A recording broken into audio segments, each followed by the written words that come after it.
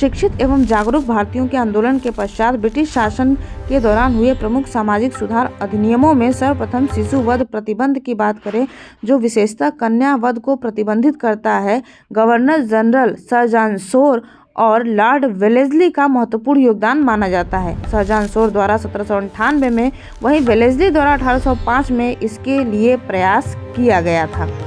जबकि हम बात करें सती प्रथा प्रतिबंध की, जो पति की मृत्यु के पश्चात एक स्त्री को चिता पर जलने पर प्रतिबंध लगाता है, वायसराय लॉर्ड विलियम बेंटिंक के शासनकाल में 1829 में पास हुआ। इसके लिए योगदान भारतीय पुनर्जागरण के जनक राजा राम मोहन राय जी का रहा।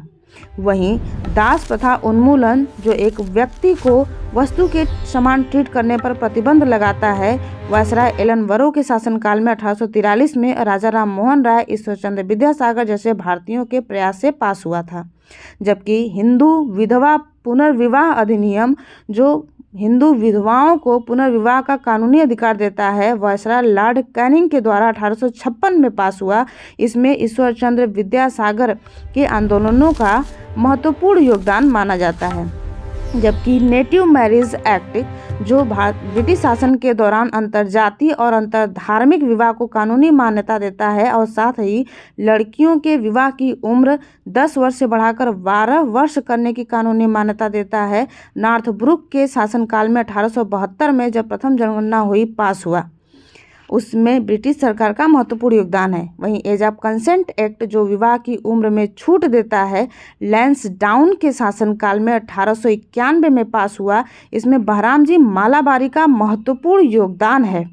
जबकि शारदा एक्ट, जिसे बाल विवाह निरोधक अधिनियम कहते हैं, जो विवाह की आयु लड़की के लिए 14 वर्ष, लड़के के लिए 18 वर्ष निर्धारित करता है, लॉर्ड इरविन के शासनकाल में 1930 में पास हुआ और हरविलास शारदा का महत्वपूर्ण योगदान है, इसलिए शारदा एक्ट कहा जाता है।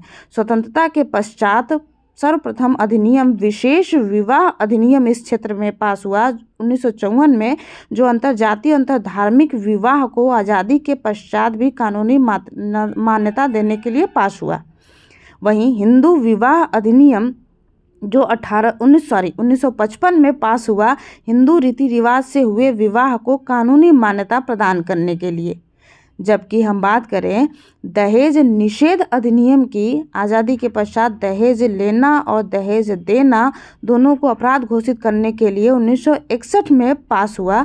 इसके साथ ही दहेज के लिए प्रताड़ित करना भी अपराध घोषित किया गया। वहीं घरेलू हिंसा से सुरक्षा अधिनियम, यानी किसी स्त्री का घर में शोषण होना, 2005 में प्रतिबंधित किया गया, जिसमें घरेलू हिंसा को अपराध घोषित कर दिया गया।